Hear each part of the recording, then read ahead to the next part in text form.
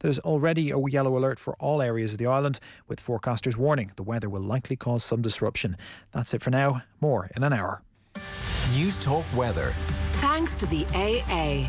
For great value van insurance, go online to theaa.ie. Isolated showers dying out most parts, with rain lingering for a time tonight in the northwest. Mainly dry after that, with some clear spells at first. Outbreaks of rain then developing in the south by morning, with rising winds. And now you're up to date on News Talk.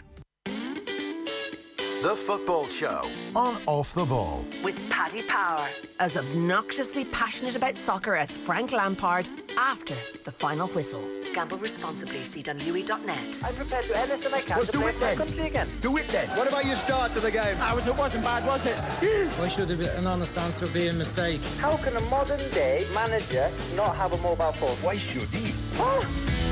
Welcome along, Football Show. And very simple this evening. It's 2-0 PSG at half-time against Leipzig. Damien Delaney is in the studio. And we're just going to chew the fat because there's been a lot going on. Podcast listeners, if you're just tuning in, Damien had summed up the first half there.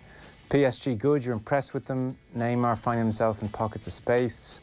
His assist, which we're going to call deliberate for the second goal, was a thing of beauty. And Leipzig are done here. We think this is game over. That's about the short version. I think so too. I mean, PSG had that good break over the COVID, and the game last week almost looked like they were getting their eye in. Atalanta, I know they only crept over the line, but my God, they look at full tilt tonight, and they're playing some fantastic stuff.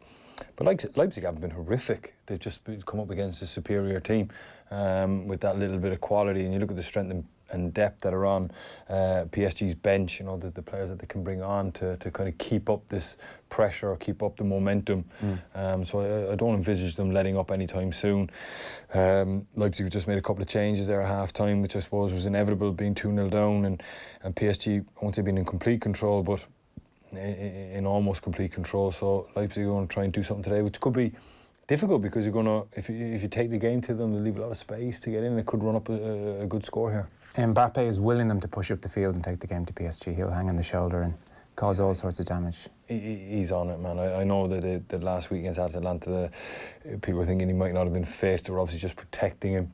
He changed the game when he came on, and him and Neymar have both been electric, and I suppose that's what the guts of 300 million quid gets you. I don't watch much Ligue 1 week to week, I have to be honest, and obviously lockdown has meant that it was one of the first to close and did not reopen. So I haven't seen a whole lot of Neymar, but he's pitched up here in Lisbon and looked really sharp, like as good as he's looked at any stage in a PSG jersey. Yeah, I think so. And listen, he left Barcelona because he wanted to be the main man. He wanted to have a team built around him, and he wanted to be a Messi type. And in the last two games, Atalanta and tonight, he's certainly that. Everything is revolving around him. Mbappe is being Mbappe, and he's not. I won't say he's been in Neymar's shadow, but Neymar is at the fulcrum of everything that's going on right now. He's dropping deep to get at the kind of the other side of the Leipzig midfield, and he's probing, passing. He's travelling with the ball. He's winning an awful lot of frees because I think the Leipzig players are getting pretty upset with him, and they are just starting to lump him now a little bit. And then he pops up in pockets, or he pops up, runs in behind. So he's kind of doing everything at the minute, and he looks pretty good. With Philippe Auclair on last night, and he was saying the word from Parisian journalists is that Neymar has settled down a bit off the pitch. You know, these 6-day-long birthdays where he misses games and shows up when he wants to and does his own thing, are, if not quite in the past, certainly a little more under control, and he's enjoying being a leader. He's 28 now. It's probably time for him, if he's going to do it. But I'm surprised that it's taken him this long, because he left Barcelona for this thing. I mean, he could have stayed at Barca and lived that life, and Messi could have carried the can for another couple of years, and he could have kind of chipped in and or dipped in and out when he felt like it, but when it was needed, you know. But he wanted this main role. He wanted to be the main man, and that was the reason he left. Maybe it wasn't money, the reason why he left. But it wouldn't have hurt. Absolutely not. But you know, he's certainly fulfilling his promise tonight, and the last game against Atalanta again.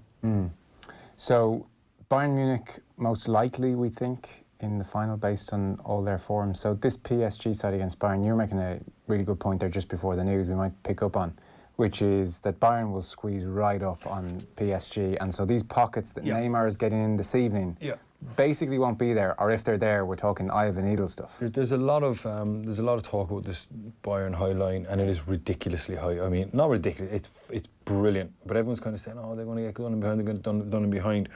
It's a ploy. They work on this, and they've decided, because the thing about when you're playing and you set up tactically, you got to accept as a team, you're not going to stop everything. Yes. Right. So you're going to say we can't do everything. So we're going to pick what we give opposition.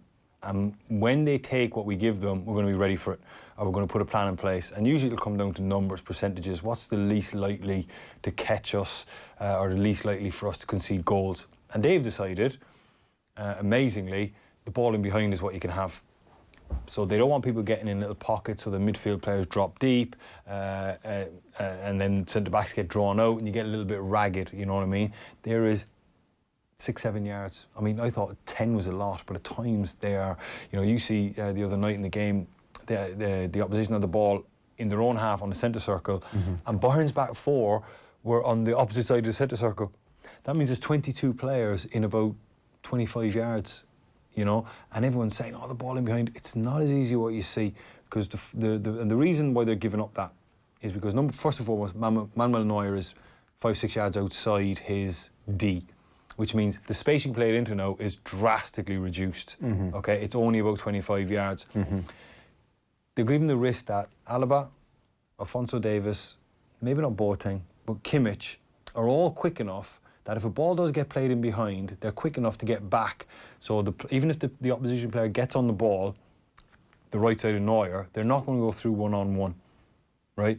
So they're going to get back around, and then they'll accept that, and they'll say, listen, once that happens, centre-back goes and deals with every funnels back in and we'll get reset. They're going to accept at times, like the own goal that Alaba scored. People are going to get in, but it's a numbers thing. It's kind of percentages.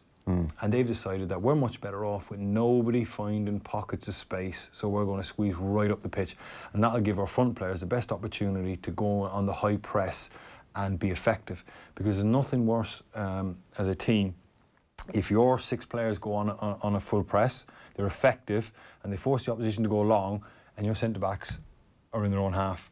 So that one ball out, we see time and time again with Lukaku, you know, in the Inter games, where the ball gets fired out and Lukaku takes it on his chest. 6 players have gone to work, and now you're being counter-attacked.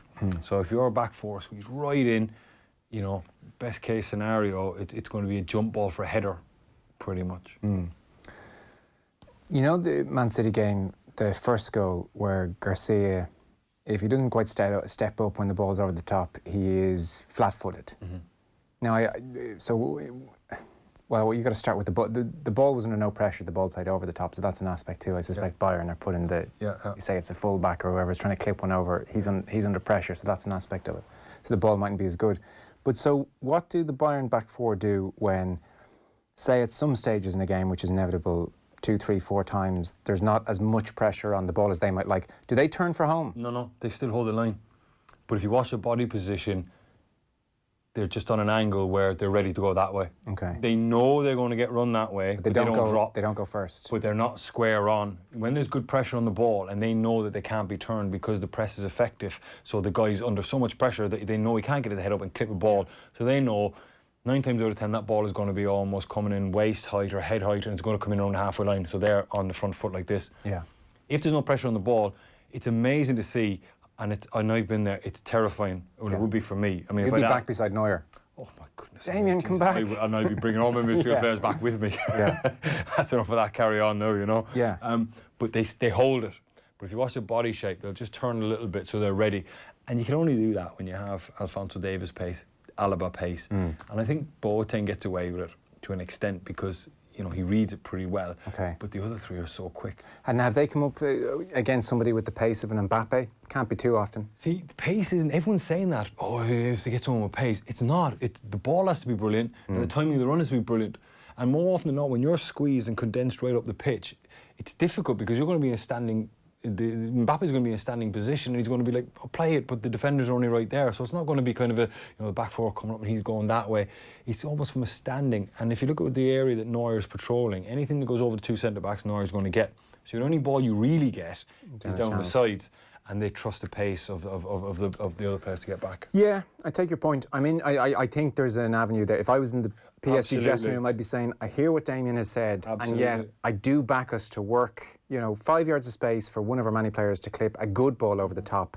And Mbappe, you're experienced enough now. Don't be on the shoulder. Start 5 yards deep. Right. Anticipate and take your chance. Like, that is still a distinct possibility. But they've made the assertion that we live with that. Yeah. And that might actually happen, but it might only happen once in the game. If even, right? Yeah, sure. Whereas if we have our back four dropped off a little bit, we're going to open all these pockets, and Neymar is going to do what he's doing tonight, show up in them, and Marquinhos and Paredes and Angel Herrera or Ander Herrera have the quality to fizz those balls through lanes that aren't there, because the midfield three think they're in good spots, but the pace of the ball and the crispness of what they're passing with is getting it in there. So they're going to say, if that has happened to us repeatedly, we're going to get beat. So they're choosing what to give you. It's not by accident, it's by design, and they're saying, you can have that, but we back ourselves that's the least kind of worst option. Wise. Yeah, exactly. Yeah. Now, it's going to be an interesting dynamic. Champions League is obviously back. It's on Virgin Media. TV and broadband customers can enjoy the festival of football with every game live on Virgin Media Television and Virgin Media Sport. You can check out virginmedia.ie for broadband and entertainment bundles. And Niall Quinn, seeing as we're talking about Bayern Munich, was asked if Bayern are very much the favourites to win the competition outright. Huge favourites. It's a machine. That destruction of Barcelona just speaks for itself. It answers all questions about favouritism, about who should win, who are the best team. In all departments, they are exceptional. And it's very rarely you see a football game where every player could get 9.5 out of 10. There wasn't a mistake made nearly. I know there's 2 goals scored against them, but it was just relentless.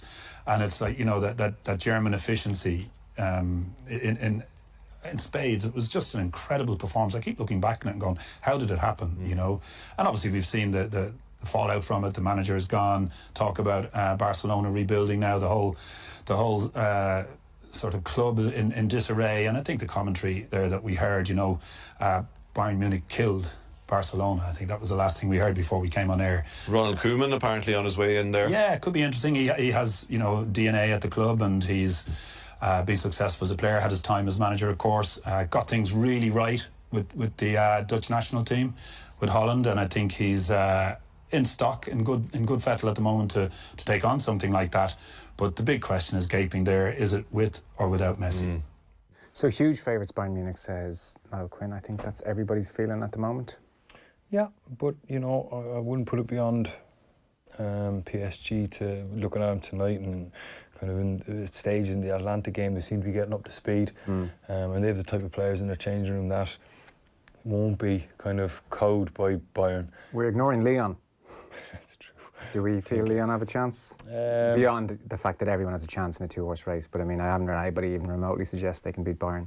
I wouldn't think so, no. I mean, Leon have kind of done well to get 3-0. 3-0 PSG, will that be given? It will. I think Neymar got the last touch. Are they appealing to the referee? I think there's a Disallowed. foul. Must be a foul or offside. Yeah, I think there was a foul on the right back Mukulele that wasn't given, but I think they're going to look at it. He definitely was pulled back. Can we talk about Nagelsmann's suit as well tonight? We have to. I think there's the highlight of onside first pass. Is there a foul on the goalkeeper? Don't think so. Is there a foul? Here's the foul, look. That's a slip. That's a slip. It's a slip, yeah. That's a slip. It was he's offside. Leipzig player trying to clear the ball. He slipped, but it's an offside cross. Okay. Is he though? Is it offside? No, the guy who was fouling is sitting in the corner. You see him, Joe? He's at a bad moment. The guy who slipped has played. And look at Neymar trying to steal it. Onside. Yeah. The ball's over the line and Neymar's still trying. Neymar's in a goal bonus. That's been given, hasn't it? Yeah, it has been given. Yeah, I don't think that is a foul, to be honest. It looks like he does slip, Sorry, listener. We're probably not making much sense there. So, I mean, Leipzig got away with an initial header which was saved, and then as the Leipzig player was trying to clear it, he slipped, and then the ball was flung back in, and it was. And the funny thing is, as he slipped, he's now kind of on the end line. Played everyone on side. He's on the end line, and the ball's kind of been half clear. This has been played back in. There's 2 lads standing on their own in the middle of the pitch. Yeah. And he's played everyone on side, so it's not a good Mukulele, the right back. No. 3-0 PSG, 57 minutes on the clock. This game has been dead for some time, and that goal will stand. On Nagelsmann's suit, he's gone for an old grey number, black polo neck. I could see you in that London. Oh, I mean, back when you were in those restaurants where Jose Mourinho would eat. No. He looks like he's managing like a Turkish restaurant or something. You know, he's just really like. I could see you in that. I could see you rocking up in that nanny someday now. No, absolutely not. We mentioned Leon there, so we're not giving them much of a chance. That brings us on to Man City. Haha, yes. As bad as everybody is saying on Pep's part? I think so, and I think the key mistake, the huge mistake that he made was the start of the season when Company left. That he went into a season with Laporte, Otamendi and Stones as his three centre-backs. Now, whether he could, whether he tried to or couldn't get a centre-back in the building, I don't know. Maybe they were under pressure with the financial fair play thing. Maybe they thought they could get through the season, but then Laporte goes down injured. I can't believe John Stones is that bad. No, he's not, you see, but the problem is he probably said Laporte's my guy, right? He's my 55, 60 game a season guy, which is very presumptuous because you got to prepare for all eventualities. Sure. Right? And he said, he's my guy, and I'll fill in with Stones and Otamendi alongside him. That'll get me through. And worst case scenario, I'll drop Fernandinho on for a couple of games if needs be. The Fernandinho one, dropping in at centre-back, is twofold for me. Number one, he's not a natural centre-back. He's not a particularly good centre-back. He's good when they play the likes of, I don't know, Watford or Palace because they have 70-80% of the ball. But the big games or games that they come under pressure, he's not a natural centre-back. The second side of that is he's missing out of the midfield. And he's the only, I believe, the only dog in that squad that can go in the midfield and really, you know, roll up his sleeves and do the dirty work, win tackles, break up counter-attacks, protect the back four, and just be an all-round nuisance, really. So that's a twofold kind of negative against Man City. Laporte going on injured, you can say that he can't legislate for how he can't. And to a point, it is really unlucky. If Liverpool lost Van Dijk for a season, it would impact them. There is never going to be a team in the world that is not going to be hit by losing a key player for a season. Like that is a bit unlucky. Right, but on the flip side, Otamendi is on the slide now, and he has been for a couple of years. I would put it to you, the most damning thing is that they bought John Stones, and it's turned out that he's not even good enough to get in a team without Laporte and with Fernandinho dropping back. How has John Stones gone from, you know, World Cup for England, doing okay, it seemed, in that World Cup, to I can't even have you in the midst of this crisis. I will pluck Fernandinho back. I will take Eric Garcia and throw him in to a backline he's never played in before in a Champions League game. Whatever happens, John Stones, you ain't playing. How is that? I think he's mentally shot. I think Pep Guardiola probably gave him a tough time when he was making a few mistakes, and John Stones has just capitulated mentally. And then all the injuries have happened, and Pep's probably thinking, I need to get him back now. If I'd have known that what was happening was going to happen, I wouldn't have done it. I wouldn't have crushed him. Right. I'm not crushing him, but I think he was probably saying, look, you know, I've had enough of you now because, you know, I had Company and Laporte and Otamendi was really good at the time. So, you know what, you're not for me, kid. And he's probably gone after him in a big way, and John Stones has melted a little bit. And now, of course, all the injuries that have hit, and John Stones probably can't recover mentally from it. That, from the outside, it's a reasonable theory. Looks kind of what's happened, because there's no way you could, go down the route you've gone when you have someone like John Stones in the building, unless John Stones is either A, down tools, but I know he wouldn't because he's not that kind of guy. Do you know him? Yeah, a little bit from when he was at Barnsley on loan and things like that, you know, playing against him. And I used to speak to him sometimes when I met him and things like that. Not the Downing Tools type? No, definitely not the Downing Tools type, but definitely a worrier. Like, overthinks things a little bit from you know, I had a couple of conversations with him one time after a game. I said, how are things? Yeah, good. Like, so you getting on with your man? Because I think Pep only just got the job, like, and he said, oh geez, he's tough, like, you know what I mean? And I was like talking to, like, I know he's only young, like, but I was thinking, kid, I said to him, I goes, you're a £50 million player, you know, you need to start having a bit. And he was like, I know, yeah, but like you put a lot of demands in training, and it was a little bit like talking to, like, I was thinking, right, you have to have a bit more about you than that. That was, but he's a lovely kid. Like, he's a genuinely really, really nice guy. If anything, being a warrior reflects well on someone, that they're, you know, they don't have a huge ego and they want to do well and they understand various aspects. Which is where my demands. Theory from what I just said there happened. Kind of, I'd say Pep came down on him like a ton of bricks, and he probably can't recover a little bit, like, you know. Anyway, that's his first. That was his first mistake. and that showed up in the Premier League season. The cracks were there all year. Fernandinho playing nearly every game as a centre-back.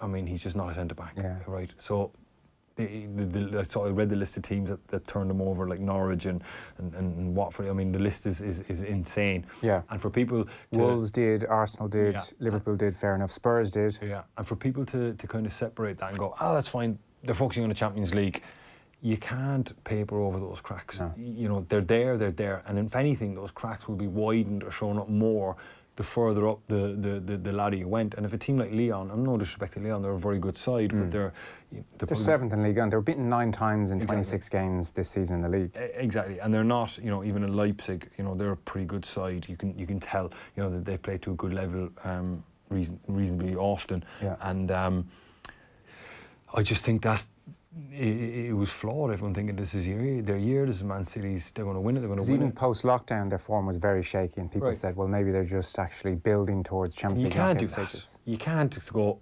we'll shut it down for the Premier League and we'll get it going again. Yeah. I mean, if the team was... I mean, you think everyone was treating Manchester City like it was the year they won the Premier League with 101 points, that were just like an absolute juggernaut, that were just running over the top of everybody. And then they're going to this Lyon game, and then everyone's acting as surprised that happened. I wasn't the least bit surprised that they turned them over, because the cracks had been there all year. So. And what about the team he picked then? So you've brilliantly summed up the context of the season. Yeah, and this is where he needs to be questioned, because is Pep Guardiola kind of an emotionless tactician who's fantastic at drawing up game plans and fantastic at getting his players to do certain things? But you think Liverpool losing to Barcelona and Jurgen Klopp just gritted teeth, cap down, and inspirational type stuff? He has that. Klopp has that kind of ability to touch players on an emotional level and drag things out of players that aren't there. And if Klopp was faced with losing a Virgil van Dijk, I'm not saying they would have won the league the way they did, but I still would have backed Klopp to do something this season, right? You know what I mean? To just us against the world, I'm going to make my players do something because I've got that ability to take a room and just lift it and fire it forward. There's a telling moment in the Amazon documentary when Pep is at the players and it's his intensity on show, and he says, guys, you can hate me if you want, I don't care. And that works to a point, because he drives them on and he creates that kind of atmosphere. Jurgen Klopp would never have to say to his players, you can hate me if you want. Absolutely not. They're all enraptured with him. It's a different methodology. Because Jurgen Klopp has the players emotionally in the palm of his hand. Yes. And he can toy with them to a certain extent. He can rile them up or he can calm them down. It's him. He's all over that squad. Pep's quite a cold, kind of calculated tactician, kind of scientist almost, ruthless in his own way, which right, works. Exactly, but it's scientific, and things have to have logic and have to have reason. And I just felt that you needed to do what they did in the Premier League season and to park that and go, do you know what, we're going to win the Champions League. Jurgen Klopp could have done that. He did do that. I mean, where he can just say, right, forget the Premier League, this is us guys, we're going after this Champions League. And everyone's energised. Absolutely, and he can drag 10-15% out of his players on any given night. Yeah. So the team he picked. Yeah. What's your logic? I mean, the theories, we discussed it on the show this week. I definitely have a sense he overthinks the Champions League games and he feels I have to come up with something a bit special for these special nights. But the way you're talking as well, you look at the team he picked, there's also the theory that he knows he has not sorted out this defence and that they're vulnerable, and so that was at the back of his mind. Which also as well, that message filters through to the players.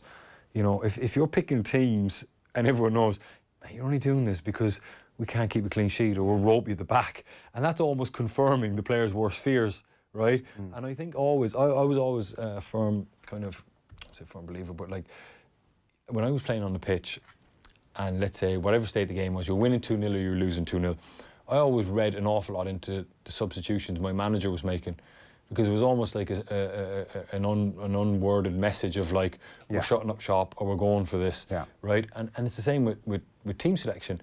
Sometimes the manager could pick a team and you go, oh, we're going solid this week, or we're going to just try and get a draw or whatever it may be. And I just think that's what he did. But and in doing so though, abandons the principles of the last 4 years when it really counts. Right, but maybe because he's lacking confidence. It was an absence of confidence at the back of his mind. I think he knew, like an absence of almost courage to say, we'll die on our sword. Yeah.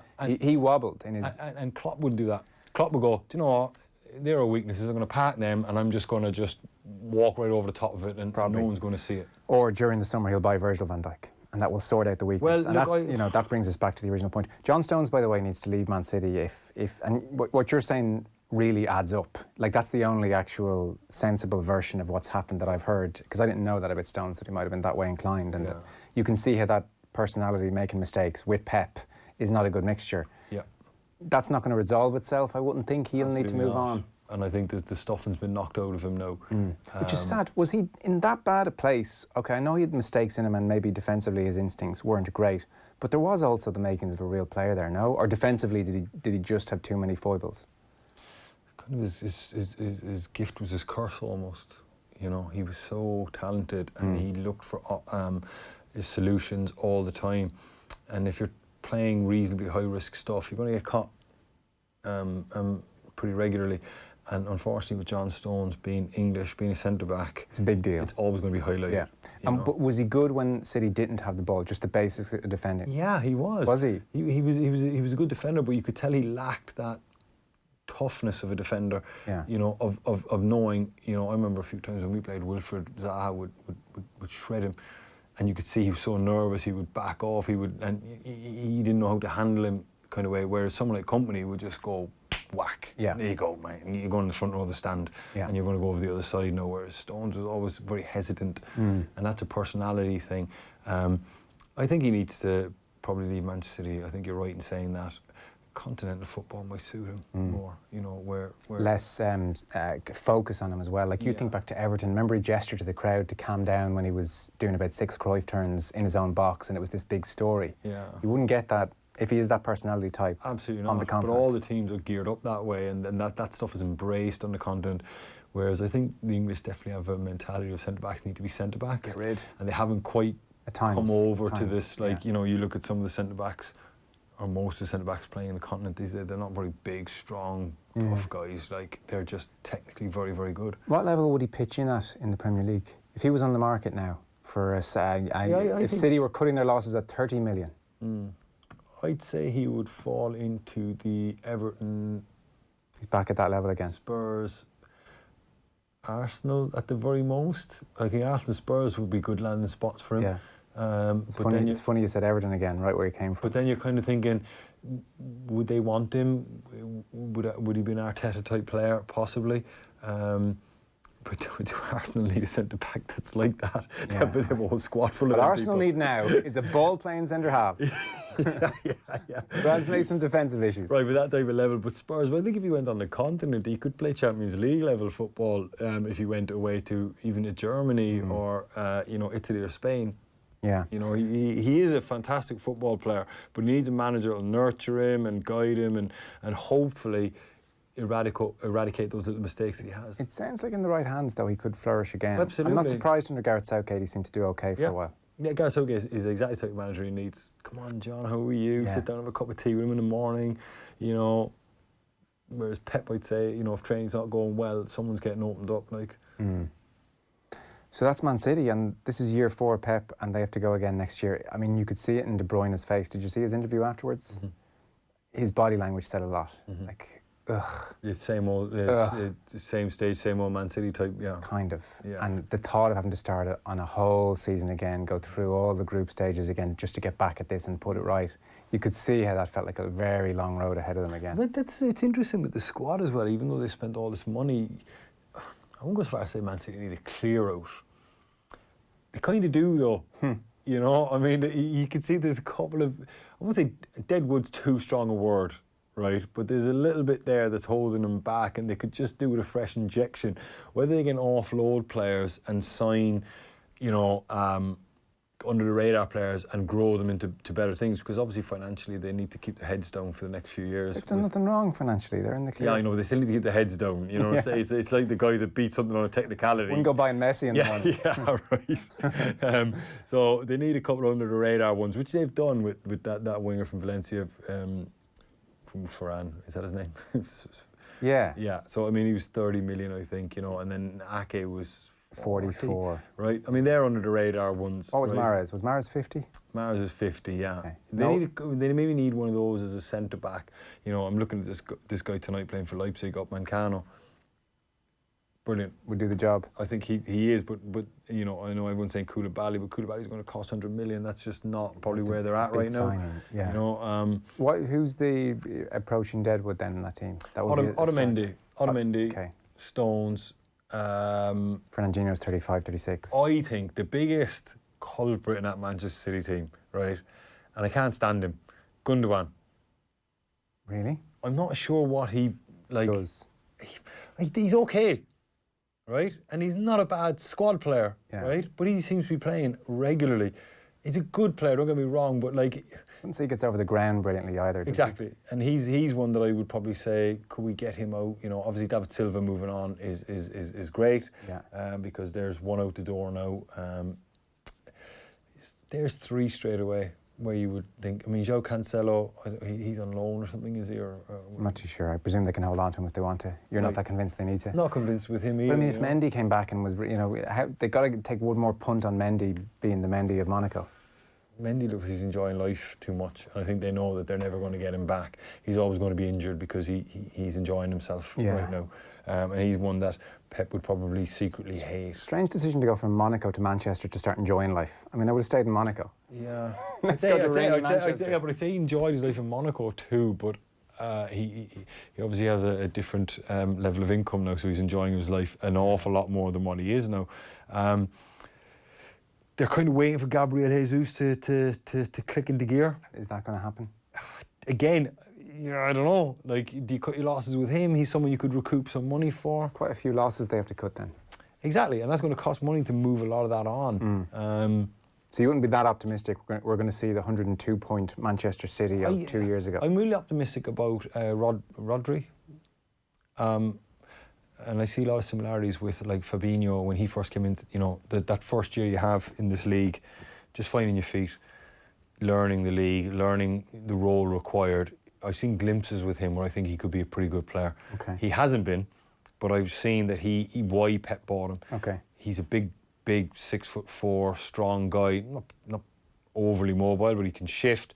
But he's that good, strong presence in the middle of the park that can control the game with his passing, with his tempo, with his physicality in terms of his size. Yeah. And he's a big body to have in there. So if you were to make the case the other way, Aguero will still be very good for another year, certainly. Sterling, miss aside the other night, is peak of his powers. I mean, De Bruyne, peak of his powers. Yeah. Ederson, excellent. Absolutely. Kyle Walker, fine for another year. Laporte, unbelievable. And he's back for a full season now. So Mendy, he'll bring up whoever's alongside him. Yeah, Mendy's a good left back. Our guy Mendy is going to settle down, quit He's not Twitter. going to settle down, but he's not going to be. He's not going to be the level that they expect because he's going to be injured too much, right? But when he plays, he's going to be great. So maybe 2 reinforcements thrown in and all that. Well, they got Ake in as a centre back, so there's one. They got a winger in. How highly do you rate him alongside? So alongside Laporte, that could sort out a lot. Yeah, I think Ake is a shrewd move as well. Good price, got it done early. Okay. We could have PSG in here. It's a 2-on-2. Oh, it's a slip. So Ake and Laporte with Mendy when he's fit and Walker. That feels a lot better. Exactly. I think that's a reasonably good back four. I mean, ultimately, all the other problems that we spoke about are kind of, I'd say small problems, but every team has problems, issues they're trying to sort out. But the massive one was centre back going through the season, and you'd be surprised when they get beat off Norwich and the list of teams that we rattled off there, how that much affects confidence.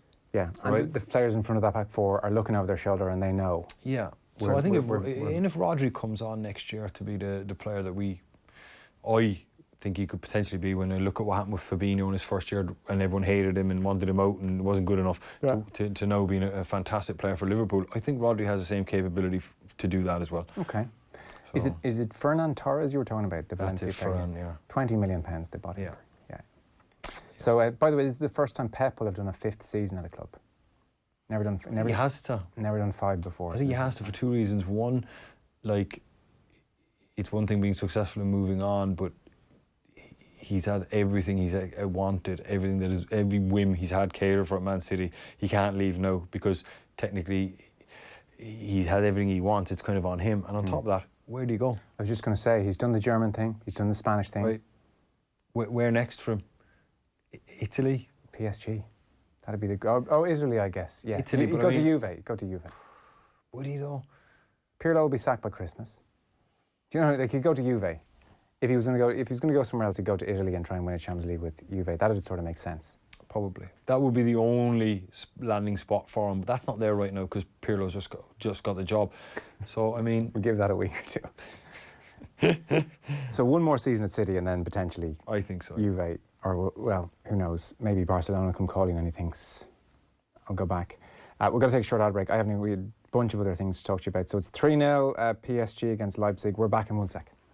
Football on Off the Ball. With Paddy Power. More confident than United before a Europa League final. Gamble responsibly. See dunlewy.net.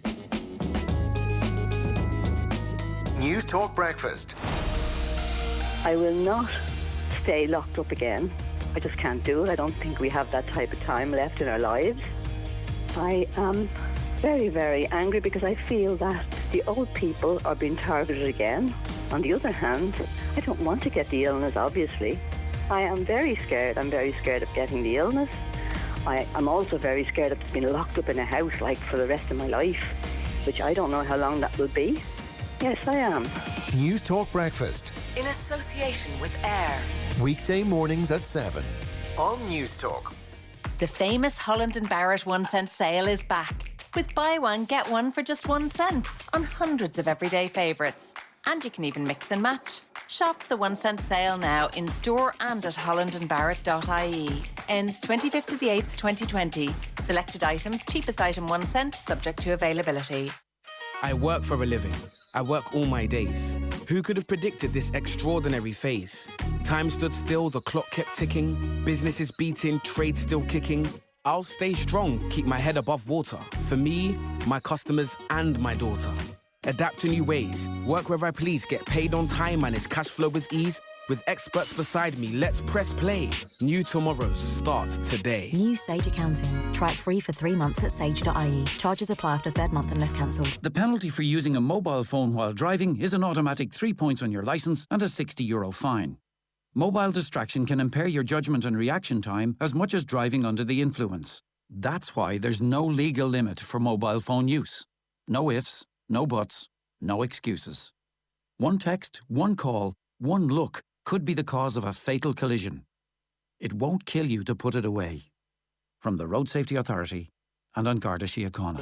Football on Off the Ball. With Paddy Power. As obnoxiously passionate about soccer as Frank Lampard after the final whistle. Gamble responsibly. See dunlewy.net. Now, you're welcome back. Joe Malloy here, Damien Delaney there. 80 minutes on the clock. Leipzig 0, PSG 3. You were keeping an eye on Inter last night. They will play Sevilla in the Europa League final. I didn't catch much of the Inter game. They look like they won comfortably enough. Listen, if you ever wonder why top managers just watch what Conte did last night. I mean, he is extremely elite in terms of managers. He was brilliant tactically, got it spot on. The game played out exactly how, you know, if you were in their team meeting beforehand, I think he probably foresaw the game on some real kind of Nostradamus level, to be honest with you. Really? Yeah. So it gives the gist. Yeah, well, look, you know, tactically when you look at it, Shakhtar's biggest strength is the 4 Brazilians. Yeah. I'm not going to call them Moraes and Alan Patrick and Tyson and the other boy. So. But Brian Kerr summed it up to me the other night when I was in. They've got all the locals are the defenders, and then they've got the Brazilian lads in attacking, and that's pretty much the deal. Right. So what they did was they went, you know what, we need to keep the ball away from these Brazilians as much as we possibly can. Again, averages like I talked to at Bayern. So they went on the full press, and they went, we're going to press the lesser players, which are the Ukrainian lads, because they have 4 Ukrainian lads across, and they thought, you know what, if we press them, we can limit the supply line getting to the Brazilians. Yeah. So they went on a full press and they won it back plenty off them, and they did. They pressured the goalkeeper, and the first goal came from it. But then I think Conte would have said, we're not going to stop it all the time. They're going to beat the press because they're good players and they're a good side. Yeah. And, you know, the Brazilians started coming deeper and deeper. At one point, Tyson was coming to get it off. He's a good player. Yeah, but he was coming to get off the centre-backs. Yeah. Straight away, Conte's gone, tick in the win column for me, because I've got one of the 4 Brazilians now 60 yards from the goal. He was more than happy for Tyson to drop deep. I mean, that was how we would have envisaged that playing out. But when that happened and they beat the press, they didn't keep chasing it, they just retreated. So once they got out, they just left the ball and they went, well done. That's one of the times you beat the press, and they went whoosh all the way back to the 18-yard box, and they went with a flat 5 and a tight 3. And you remember you and me spoke before about when we talked about Atletico Madrid, you the 2 centre-backs and the 2 centre midfield players, and they created that box. Inter did it with 6, 3 centre-backs and 3 midfield players. Now you could imagine how little space was there. And I'd say after 60 minutes, 2 of the Brazilians were taken off. Alan Patrick and Moraes were gone, and Tyson was close to his centre-backs than he was, again, ticking the win column. Now, the next kind of progression on that is when they went back and got narrow, got compact, got the block of 6 in front, Lukaku's in his element then, and Martinez in the element, because you had 2 against 3, and Lukaku loves green grass, loves open spaces, and loves one-on-one battles with big, angry Ukrainians. I mean, that is right up his street. Yeah. And once they got their noses in front, they just counter-attacked, and 4, apart from the first goal was a turnover, and 3 more, so 4 in total, were scored within 5 seconds of Inter winning the ball back on counter-attack.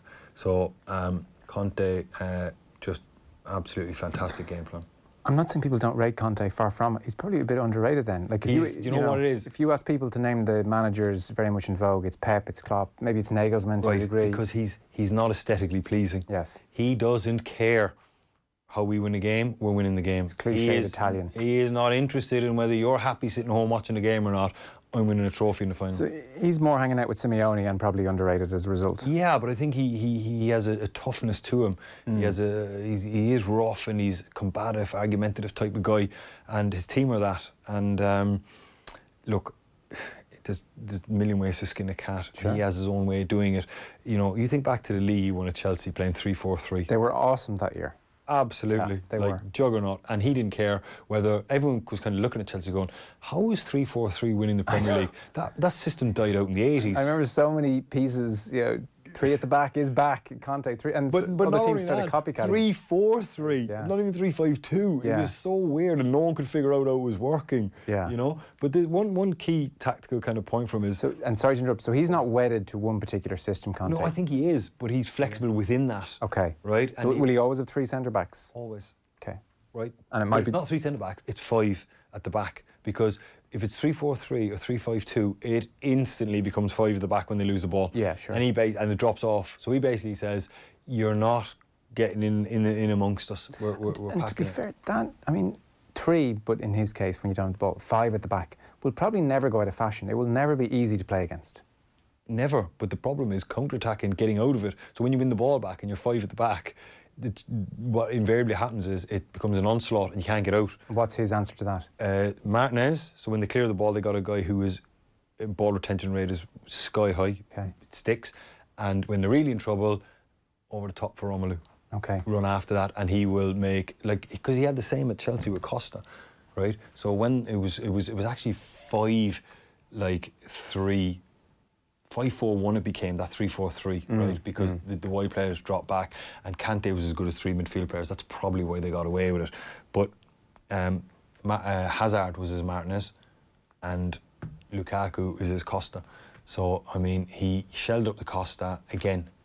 Not carbon copy Lukaku, but, you know, chasing Chris Packett on a windy day, loves fighting with centre-backs, will just hold the ball up, cause mayhem, run in the corner, win throw-ins, and that allows them to get up the pitch. When they can come out with quality and they fire into Hazard or Martinez, it sticks, and then they get a couple of passes off, which then allows the wing-backs, because you can't transition too quickly when your wing-backs are too deep, because it's 70 yards for them to get up and join the pitch. So when you're transitioning quick, it goes to Lukaku and he runs in the corner. But if you can get into Martinez and it sticks, and you get it back to Barella, who's a fantastic footballer, by the way, he can get another pass off. This allows you then to gradually build, and your wing backs.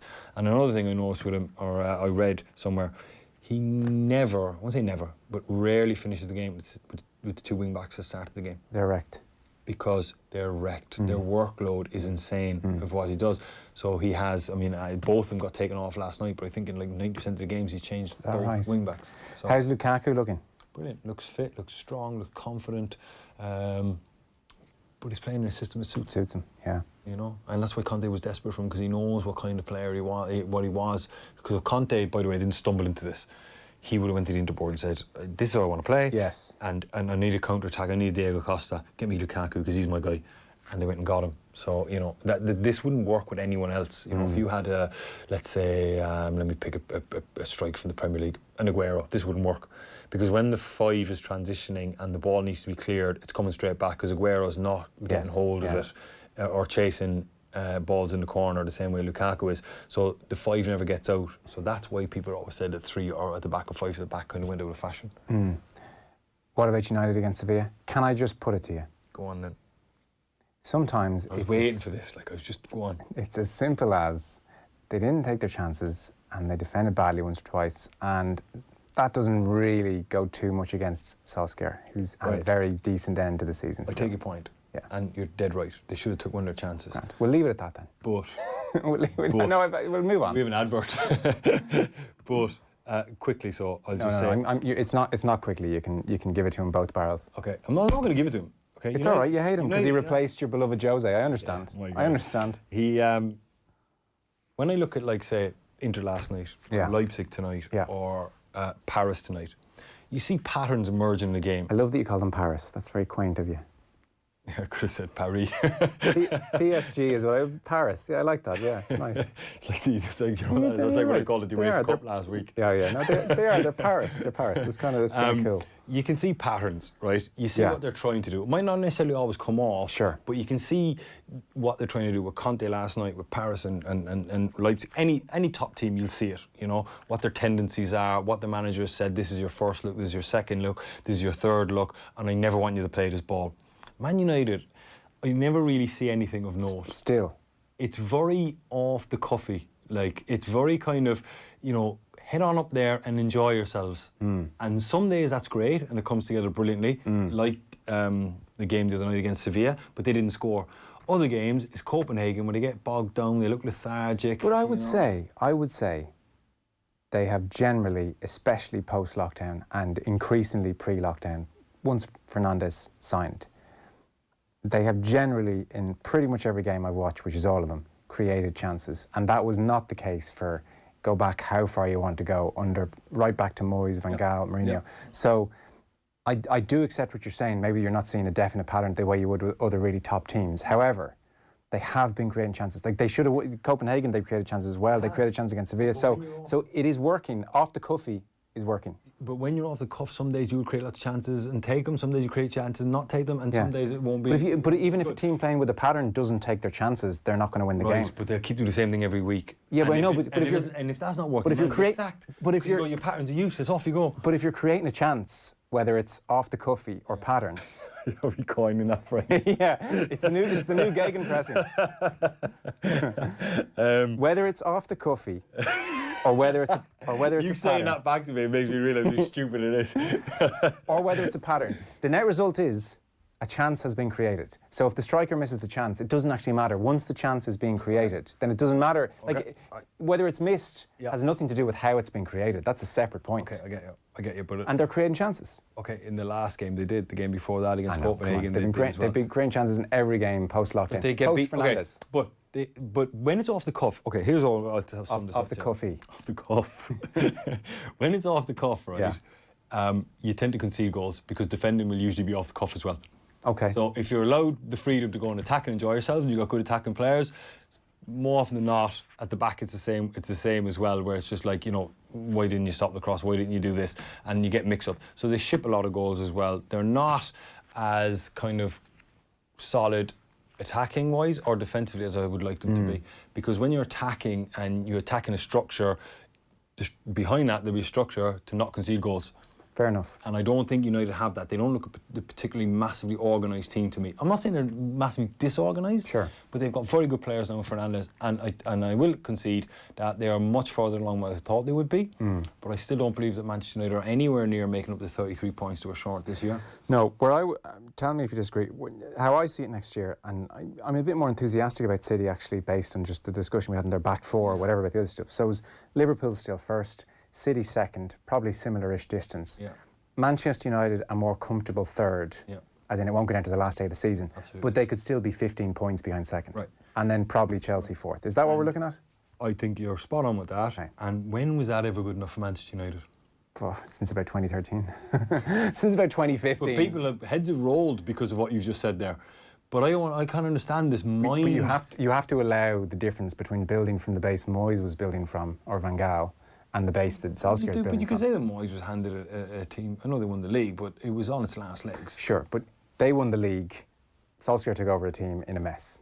That's the difference. 3 semi-finals knocked out. So once we get past all that tactical stuff, Jose defence begins. When we get past all that tactical stuff we spoke about, because that's nice and whatever. Yeah. There still comes a point where you just got to strap and go for it. I know, and but I mean, don't believe United have that. 3 semi-final defeats in 3 seasons, third in the league, and everyone's saying that Solskjaer's doing a great job. I will never buy into that. Not for Manchester United. Never in a million years. And that is not good enough for a club like Manchester United. And definitely not for a manager to spend 200 million quid.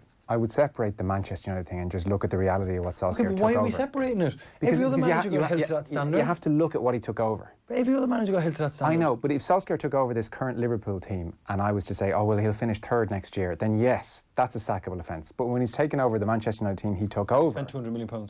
Yeah, there was a lot of stuff to get rid of. I mean, the amount of crap signings Manchester United made. I thought it would take him 6 transfer windows to get the amount of deadwood in that team. Like, we could get the transfer list up here. Because there was listen, loads it's of not crap. because, listen, hang on a minute. Di Maria's flourishing at the minute. Lukaku's flourishing at the minute. Yeah. Manchester United transfer He didn't get rid of Di Maria or Lukaku. Okay, but he got rid of Lukaku, no?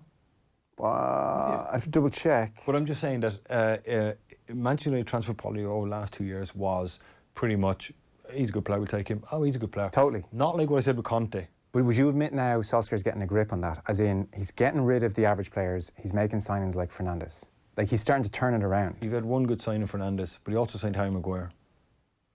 And the jury is lost on him. It's not even out. We've lost the jury. the jury have returned a verdict of guilty. The jury have just left the building with him. You don't. That's not going to work. I'm not saying it's not going to work, but like, I wouldn't be hanging my hat on him to get 100 points.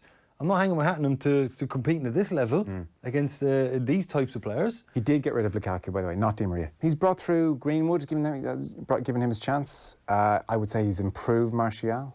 Rashford. He hasn't improved Martial. Martial is unimprovable. Wow. There's no point arguing with Martial is lazy. He's short 1 week and he'll go missing for 2. He's inconsistent. I think he's improved in that regard massively. I think his attitude is much better. I used to walk too often in the game. Looks disinterested. Speaking of walking, we've about a minute here. Messi, you weren't impressed with? No, his attitude. Right, you're captain through the Tolan. Okay, I'm not questioning his greatness. I'm not saying that he's useless or anything like that. I'm just saying that he's your captain, and you're 4-2 down to Bayern, and the toe got chucked. Now, if you lose that game 4-2, and you all get back in the bus afterwards, okay, there's an inquest, and okay, we need to rebuild, but we were beaten by a superior team. No, there's serious ramifications. Heads are rolling, boards probably being sacked, and Messi's chucked it basically. So it was the manner in which he did it, as opposed to, I'm not questioning his greatness. He's unbelievable. Oh no, well you can't. Yeah, of course. But I just cannot, for the life of me, understand where his head's at. That he gave up, and that's what he did. And he's the greatest of all time, and he's your captain. So the rest of them are equally, kind of going to look to him and go, well, if he's doing it, Jesus, right?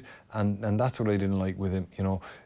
Regardless of how unhappy you are, regardless of where your head's at, the number one requirement for a footballer is to run around and try. No matter what's going on in your life, you'll have good games, you'll have bad games, you give the ball away, you'll play terrible, you make 10 mistakes, but run around. And he didn't run around. Yeah, fair enough. I'm not sure he's run around in a long time, but yeah. It's finished 3-0 to PSG against Leipzig, so that's, as semi-final wins go, that is very comfortable. PSG 3, Leipzig 0, that's a full time. Football on Off the Ball. With Paddy Power. More confident than United before a Europa League final. Gamble responsibly. See dunlewy.net. At Guaranteed Irish, we believe enterprise is at the heart of thriving communities. Which is why we support Original Irish Hotels, Ireland's largest collection of independent hotels, castles and manor house hotels. These hotels offer a truly local experience, employing local people and supporting local food producers. We call on you to support Original Irish Hotels when you travel again. Guaranteed Irish welcomes companies that are altogether better choices for our communities. So look out for it. GuaranteedIrish.ie. Altogether better. This place has borne witness to the birth and rebirth of our nation, to the triumphs and tribulations that have made us what we are today. This place is where our finest writers, thinkers, and entertainers have found their words read and their voices heard, and where countless generations have come to learn, to discover, to read, and be inspired. This place is Eason, Ireland's favourite bookseller since 1886, inspiring and engaging minds of all ages through the best of times, the worst of times, and as we face the next chapter together for all our times to come. So join us in store at your local Eason or online at easons.com. Eason, be inspired. Football on Off the Ball. With Paddy Power. A more electric team-up than Salah and Mane. Gamble responsibly. See dunlewy.net. Okay, welcome back. There was a tweet saying Delaney's morphing into Roy Keane. You don't get to respond to that. You don't get to respond to that. You're done for the evening. The winner of our competition, no right to reply. Our winner of the Photo Island competition is Des Curran. Des, enjoy. That will be a very nice weekend down at Photo Island. The Des Curran? No, I don't think so. OTB AM is our daily sports breakfast show. Back tomorrow 7:30. All our social channels, or download the app. OTB Sports is where you'll find us in the App Store. Champions League, I'm sure a reaction as well to the COVID measures will be discussed tomorrow on the show. Tomorrow night we have a really good lineup. Damien Delaney back in studio. Eric Donovan will talk to us after his fight. And John Cooney, who's having a hell of a time at Ulster as well.